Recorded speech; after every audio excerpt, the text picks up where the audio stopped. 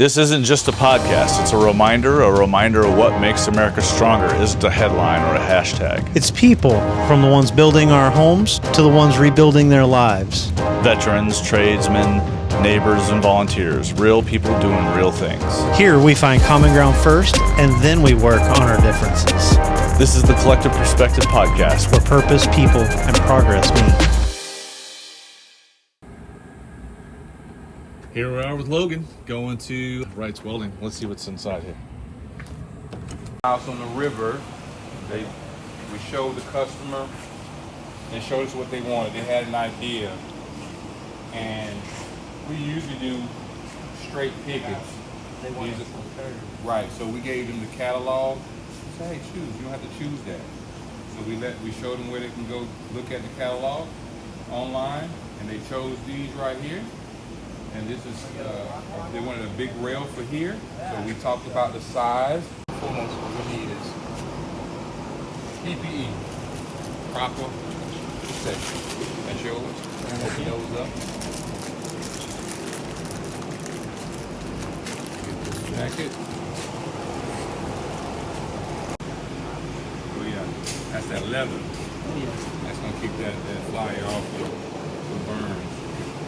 Some people are hard-headed, they like myself, I got burns all over the right, so you use your PPE. It's just the rays from it, the actual rays. Yeah.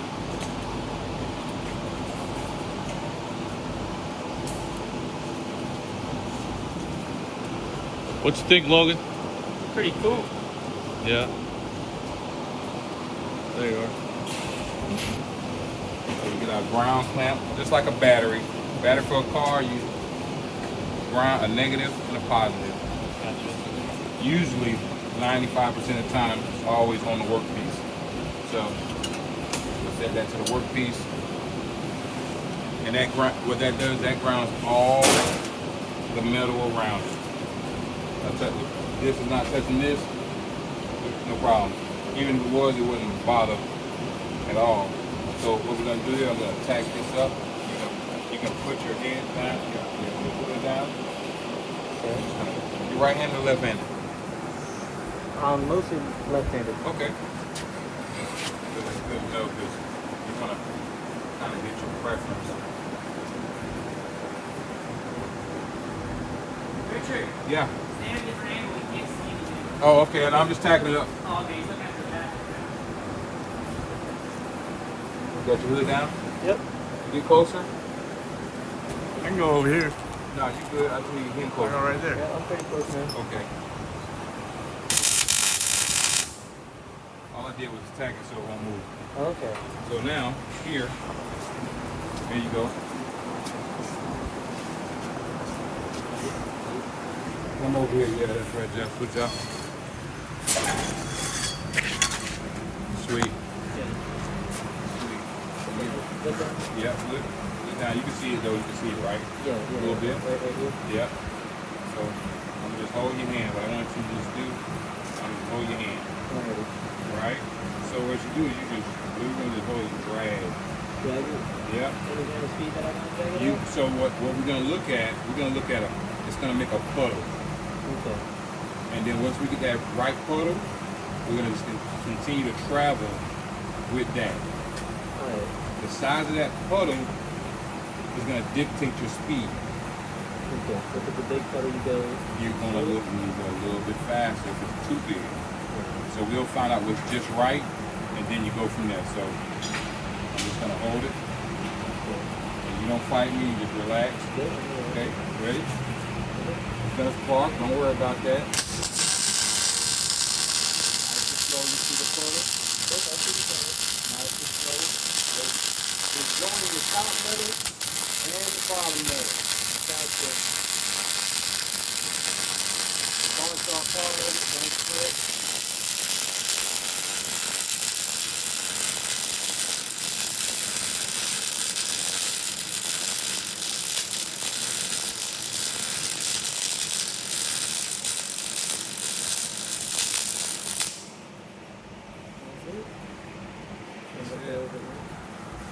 That's it. All right. That's it.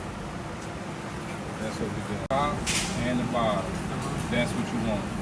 Couldn't really see, that's why you see this one's kind of on top favor. So I kind of was blind. But that's what we're doing. So in this regard, we'll be doing it in a 45 angle of this and travel. Alright? So anytime you would clean up, if you wanted to present this, you would always clean up all this DVs and things like that. So what we're gonna do is, I want you to run a couple of them. It's not gonna be beautiful, but we're gonna work at it, okay? So we're gonna run a couple of them. You're gonna run ready for it? Yep. So that angle, your rod angle, meaning this or this, will change it. So always try to get in a 45. Relax, shoulders always gotta be relaxed. Am I good to go? You're good to go. Go ahead. Go ahead. Get back right here. Look at you. See it? Get back. There you go. Be closer. Be closer on the other one. There you go. Right there? Nope.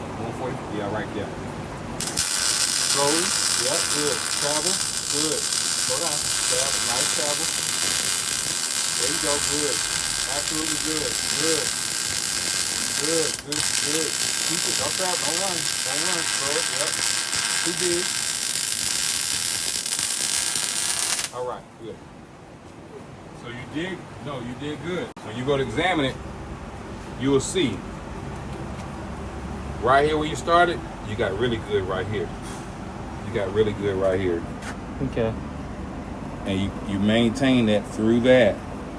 Got a little fast. When you go fast, it starts to look like a little arrow. Yeah. Because it's trying to chase. Uh-huh. It's trying to chase. You're moving too fast to let it be oval and full. You want your weld puddle full like that. That's perfect, right? Perfect size right there.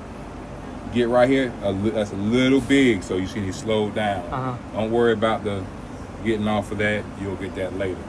So that's a perfect unified weld right there. Right here. This is perfectly unified because you don't see any indentions to where trash could get in, like possibly right here. Top. Yeah. Correct. Yep. Your world. Right there. Nice and slow, but don't stop. Nice and slow, but don't stop. Gotcha. All right. Go ahead. Get ready. Good. Right there. Go ahead. Nice and slow. Nice and slow.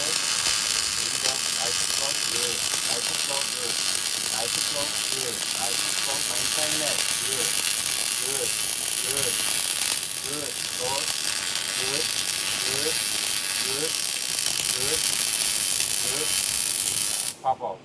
Good. Good, Logan. That line, to that top line, that, my friend, that right there, I hire you for that. You do that consistently, that inch and a half right there, that's what we're looking for. I kind of went off a little bit right there. There you go, And I got dissect back it. in. That's right. Left it and I got back in. That's right. Yes. Good. My Good. son, Yeah. he's still trying to find his way. And I told him I didn't know what I wanted to do. Even in high school, I had second thoughts about going in the military. Yeah.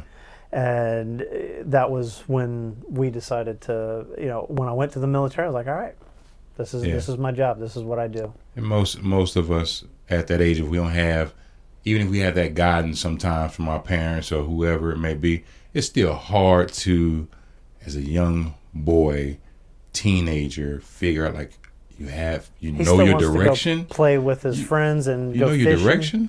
Yeah. What you want to do? No, I mean, I like what I was doing here, or you just get engulfed in something. It's hard to say, okay, I'm going to leave the nest and go somewhere. But that's what some of them we have college kids, and they're really, the college kids, they're either forced into that idea, or they're like your daughter. They already have that higher education already on their mind, and they already go for it. They're already taking classes in high school, preparing. And those are the ones that gotta go because they're already ready. Welcome to the Collective Perspective Podcast. We're just trying a new type of intro here. You've been hearing some brilliant words from our friend Richard Wright of Wright's Welding and Fabrication. And my buddy Travis is here. Welcome back, everybody. This episode, we want to talk more about what makes America stronger, and it's gentlemen like Richard that makes this country stronger. Maybe it's something they didn't think about on a daily basis, but the amount of work that goes into what you do, running a business, and all of the obstacles that comes with that, the stress, having a great family, being a man of God, you have a lot on your plate, sir. And yet you still mentor young men. Yeah. And it's pretty amazing. So thank you. Could you tell us more about like what got you into welding? What was like a sign when you got out of high school, or were you already in high school, or Right. what? Like, what did you say? Like, man, this is what I want to do. Right. So I took the long route. I took the 40-year route. Yeah, I took the Israel route. So I was welding was not on my radar in school. School was problematic for me. I didn't have a great home structure. Grandma did the best she could. Wonderful woman. And I gravitate as young men. We gravitate. We're looking for identity, and we just search it out, and we find it. It's some way, some fashion, form of fashion, and I found the streets, and that's who I knew. It was close, right outside, and that's what we did. That's what I did for a long time. Went back and forth to jail, not serious crimes, but just involved in these things, and then welding. I actually went and did 2 years in a probationary camp. It's the longest time I ever did. And when I got out, I found a job at the local lumber yard. And it was an issue where they wanted me to stay somewhere in another county that I didn't live. They made me. They said, "You're gonna get an address over here, or you're gonna go back to jail." I'm like, "What? What are you? It's insane." So I did end up finding some place to stay with a friend, actually a relative, and there was a job open. The job was, let's say JEA that's here. They would go in, and it's called a outage, a shutdown, where they'll shut down a certain part just to refurbish it. And that was kind of, everybody in our town kind of worked things like that. So you got some places where they work seasonal, potatoes or whatever it is in that area. This is what it was. It was a shutdown, an outage that you go into the mill or the electrical power plant, and you would work. Labor, non-skilled. Some of the older guys had skills, but they didn't share any knowledge. So it was just from the neck down, basically. And so when I went in, the first day I got in, I seen a childhood friend that was there in Brunswick. I'm from Folkestone, Georgia, so right next door, right? And he was as I was coming in hiring, he was leaving out saying, "Hey, I'm about to go to welding school." Yeah, I mean, welding was a part of the outages, but we didn't have anything to do with it. It was just laborers. So I said, okay. So about 2 weeks of working that job, I ran into, so in that field, you got multiple crafts. So two crafts that usually work together is pipe fitters and then a pipe welder. Mm-hmm. And then usually they have a helper. I was the helper. Joking, camaraderie is built out there. A lot of jokes, probably like the military, wherever you find community at. And they said, "Hey man, I bet you can't." I asked them what they were doing, and it was a piece of pipe. And he said, "I bet you can't put a root in it, which is just joining two pieces of pipe together and then welding it." I was just eager. I said, "Yeah, I'll bet you $50." Of course, I didn't know anything about the settings. I'd never even looked at it.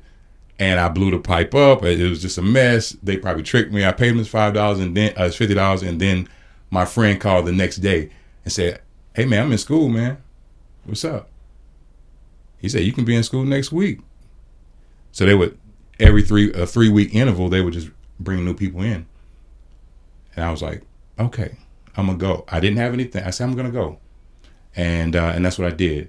I quit that job, came over here to Jacksonville, and started with Tulsa Welding, and I was still kind of in the streets a little bit, but it wasn't a passion.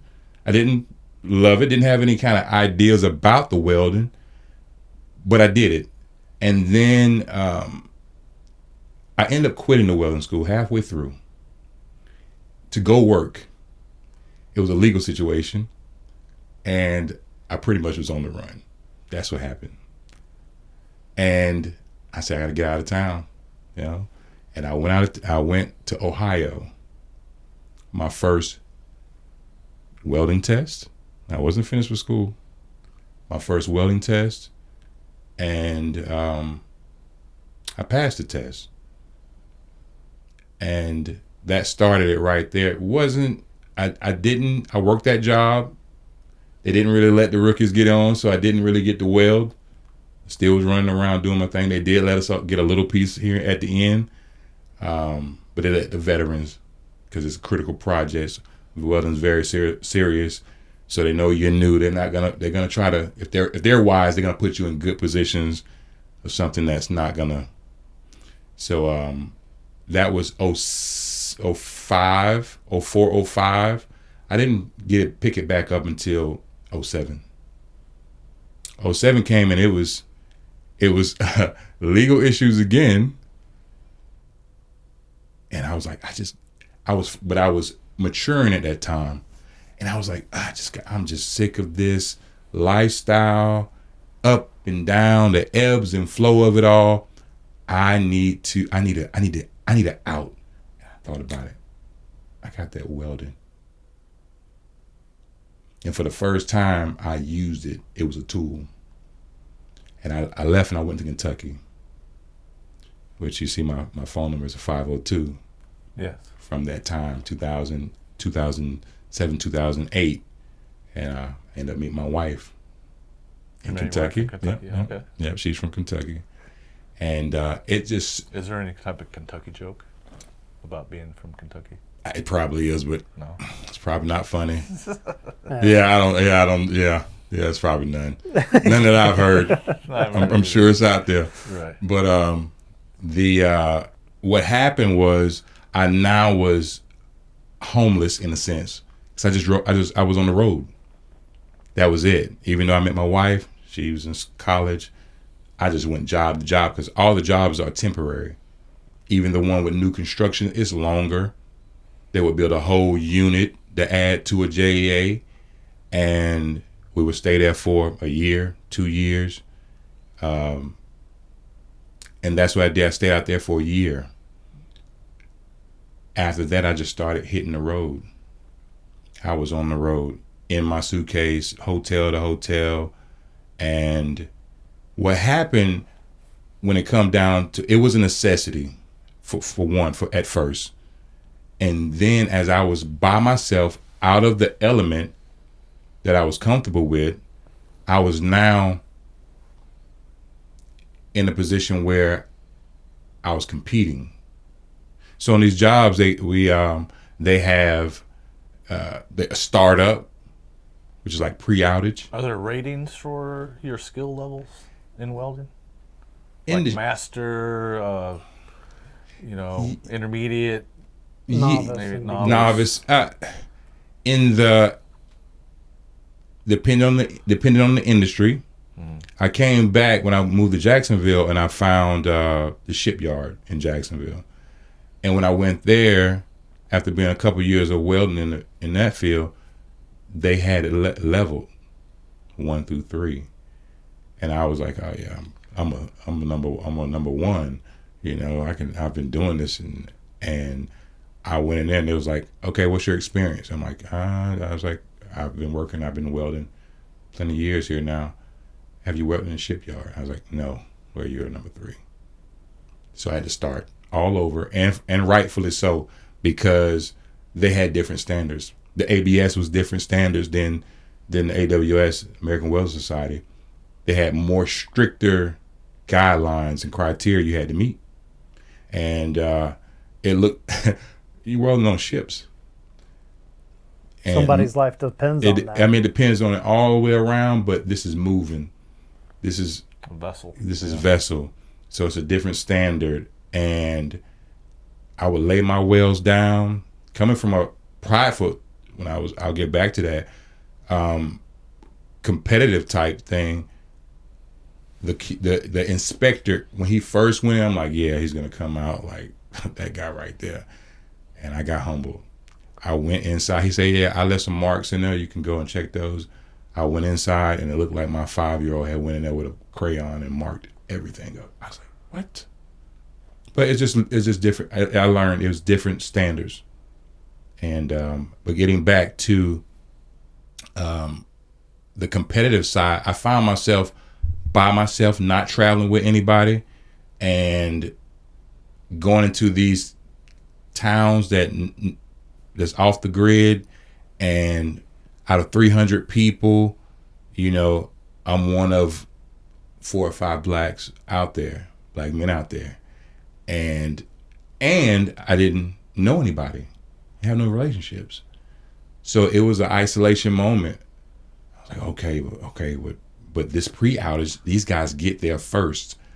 How do I get there first? I'm like, you guys been here 3 weeks already, a month? How did that happen? Who do you know to get here? And I started saying, okay, what can I do to get the first call? So I started challenging myself. Let's get I'm here an hour before time. I'm looking at everybody else's wells. I'm competing with them and they don't even know it. I'm competing with myself. The last weld that I make, I'm challenging that last weld to make this next weld better than it. So that became and I did. I ended up, after a couple of years, I was the first one to be called. So this is the life of a welder. A traveling welder. Business, the traveling welder. A traveling welder. There's many aspects of it, just like in the medical industry. It's many aspects of it. Speaking of that, your shirt says welding and fabrication. I know you wanted to. Your true love is fabrication over welding. Do you like one? What is the difference between the two? They go together. Of course. So just like I told you with the pipe fitter and the pipe welder, if the pipe fitter doesn't fit, there's nothing to weld. So you need someone that knows how to construct this and put it together to a right space. So customizing. Yeah, customizing is, now that I'm in my business, this is different than working in the industrial side with JA, these structural beams and things like this. This is what I do now, is more custom one-offs, a lot of one-offs. We're making molds that nobody else has, making different architectural pieces. It wasn't on my radar, but as we get men in, I see their talents, and I nurture those talents, and I invest in their talent. So it's not so much about me and how much I know. And now that I'm a business owner, that's a whole nother animal. So obviously the business ownership part of it landed some stability. Yeah. Because you got a name, you start getting employees, doing bigger projects, and you're just constantly in the game instead of trying to hustle to try to find it. Yeah. I think before it was a hustle, being individual. Now it's still a hustle, but it's different now, because not only that my choices that I make are directly affecting my family, they're also affecting the workers that I bring in. So I'm responsible for them. I had a friend one time tell me, you know what, Jeff, I like working with you. I'm like, why? He said, because you got a family. I'm like, what does that have to do with me working? That. He goes, it has everything to do with you working. It means I can trust you because you got something to lose. Yeah. He's like, I'm not threatening you or thinking that you have something to lose, but you ain't giving up nothing for that. Yeah. And, that's deep. That's some real That's street deep stuff right there. Yeah. No, that's good. That's good. So on a little recap, you got into it out of more of a necessity. Right. and you developed it over time. Correct. But not on a straight path like there are other avenues for people to go into welding Correct. these days. Correct. Like that friend that you had that went to the school. And so is there a difference between the way you did it Oh, and the way that absolutely. he did it? Oh, absolutely. Please choose that route. Please choose that route. That route is they have schools. Matter of fact, they're bringing it back now to high school. That gives me goosebumps because I like that. I had a little experience in high school. Jeff asked me the other day, right now I'm redoing a clutch on one of my cars. Right. I'm replacing the clutch in it. And he's like, how do you know how to do that?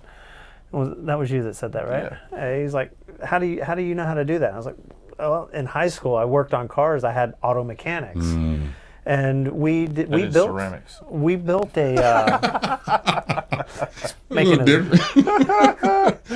So we made a race car in my high school. Oh, It cool. was a Ford Thunderbird with a 500 Caddy engine in it. And when we finished, 500. yeah, we had that car was running, I think, 12s. High school kids built it. I mean, we put it all together. And I got a little experience with stick welding on the roll cage. That was kind of fun to figure it out and get your swirls in and make a bead around your connection points. But I remembered that, and it's still I work on my cars all the time. And I think that is what we're missing a lot in our schools these days. They went straight just academics. Not everybody's good at academics. I mean, we had wood shop, we had the Future Farmers of America, FHA, we had auto mechanics, and there were a couple others. And it was great because the kids that loved it, they went into it and they made a career. They actually, they did pretty good with it. Yeah. I think that the schools lately seem to have lost that, and it sounds like that's coming back. We interviewed Edwin Normeo from Oakleaf High School that does media, and he's pushing out media giants left and right. Really? Digital media and stuff. So even there, they have like a DJ academy, like all kinds of like it ain't like it when we grew up. It has shifted. It was very weak. It has shifted. Like, here, read this. Yeah, right. Who's reading that? It has shifted focus a bit because we are more technologically inclined these days, but they shouldn't shut out everything because somebody's got to build the infrastructure to run that technology. Yeah, absolutely. Electricians, the welders, the fabricators. Absolutely. You're not going to get rid of them. It's a necessity. The robots, the automation of it still has to be watched and governed. And there's going to be some areas you got to get somebody to set that robot up. We can't be replaced. You hear that, everybody? AI can't replace. Fabrication. Can't replace. Making on-the-fly decisions about your bead or your speed and whatnot when you're welding. I've wanted to dabble in it again, buy my own little Lincoln Electric from Home Depot or whatever, just so I can mess around on my own car. Right. Weld up a bumper or something, make something, because I off-road in my vehicles, and I break things. I break things. Yeah. So knowing how to do it and just practicing, for me, that's all it would be, is just in the garage running a bead on a piece of metal, just making sure I'm getting good bonding or penetration. Right. Yeah. And those are the things that the trade schools would teach the kids these days. Is that correct? Right. Absolutely. So mentoring is a big thing right now. I think it's coming up a lot. I've been doing it with a cousin of mine in Georgia at the pandemic. Matter of fact, right before the pandemic happened, we took some high schoolers. Matter of fact, they were you take interns. I was going to ask you. Cool. So it was just guys at our neighborhood that we. So they were. I think maybe the youngest was 11 all the way up, and we just met outside. I brought my machine. Some people allow us to use a shed. We pull up in the park, and I bring all my material, and we would make things. just teach them how to run beads. And we did this until the pandemic hit, and it stopped us from doing it. But since with my shop, I get high schoolers. Matter of fact, one of the kids that we trained, mentored in 18, 19, he called me maybe 2 months ago and was like, "Hey, Mr. Richard, I want to, if you're still doing that, I want to get it back. I want to try it again." And he's older now, of course, out of high school. He has a kid now, so that brings joy right there to hear that it's stuck. Something stuck. But to your point, beyond the school, let's say if they come out of high school and they're interested in welding, you can go and see, which I provide to people all the time. I had a guy come in with his son. He's a senior, thinking about the military, thinking about welding. I said, well, let's put it in his hand. Come by after school. He's senior. You can get off a little early. Come by, and we'll put it in your hand, and I'll teach you.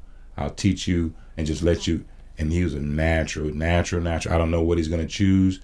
We had a couple sessions just to put it in your hands, and I think that's very important, just to get an idea. You can see it online and get an idea of it, but putting it in your hands, actually seeing it stick something together that's not going to be moved. And I think the teacher is very important in how they guide and how they teach and how they motivate, how you see the field of welding, the philosophy of welding is very important. So they can go to school, and Tulsa Welding is one of them. I don't, not bigging them up to go there, but other places. You got Southeast Welding School here in Jacksonville. That they can go, and it's a quick turnaround. You can go to the other ones, FJU, I believe, FCJ. You can go to those a little bit longer. They teach you a little bit more. They're more college oriented in that one. Well, there's a First Coast Technical College. Okay. Do they have that as? I'm not sure. Okay. But most tech colleges, tech schools have it. It's probably a 2-year course, I believe. But you can get in and out in about 7-8 months. Now, these other welding schools that you were talking about, the Jack? Tulsa, maybe? The Tulsa. That's the one I went to. How long do those generally 7 run? months, man. 7 months. It's not what you need to do in now. It's a trick to it. I was fortunate, and there would be some fortunate guys that just kind of pick it up. But most guys, man, I've seen guys go through the whole thing, 7 months, and get out in that field and crash and burn and never pick it back up. Right? So I had one guy, I was in the field, and he was an Egyptian guy. And he young, and he was pipe welding bad. I mean, Ahmed, that's his name. And man, he was good, and we got to know each other over the course of a couple of weeks. And I said, man, how you get so good, man? Because I'm always asking. I want to learn. Even though I was older than him, I asked the young folks, if you got it, I want it. I want to know. So I got to ask. So I would ask him, and he pulled me to the side. He got to know me. He says, don't tell nobody, this is my first job. I said, what? He said, yes. He said, what happened was, when I came here, all I did was have a job I had a job at the T-Mobile or something, and then school. And at Tulsa, they'll let you go. You got 3 shifts, and you could go. As long as they got a booth open, you can go. You might can't get tutored, but you can get a booth. So that's what he did. He would go twice a day. And it's just reps. Anything you do, muscle memory, and he kept practicing, and he got really good in that 7-month time. So when he came out, he looked like a veteran. Wow. Yeah. And now he's a CWI, a certified welding inspector with a big company. So it's welding. It is very vital. You have different avenues that you can go into it and branch off into. Some do custom parts with roll cages. Some do mufflers, those high intakes with titanium and things like that. I mean, you can get, it's so many different. Like underwater welding. Yeah. That is a high-paying job, but highly it's dangerous. a high risk. Yes, I exactly. think you had a school here close about that. Close? Yeah, it was a couple.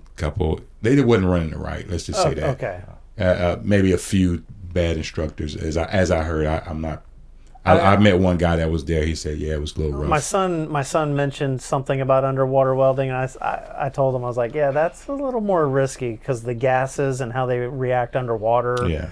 You got a big old oxygen tank that's Well, flammable. I wouldn't discourage anything because I'd say think twice about it at least. Sure.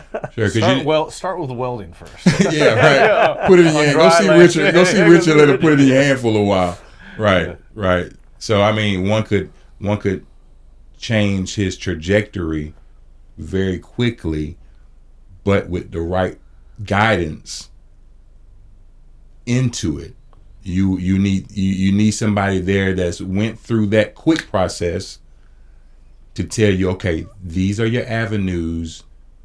What do you want to do? Are you a guy that has a kid, a wife and a kid? How young? Yeah.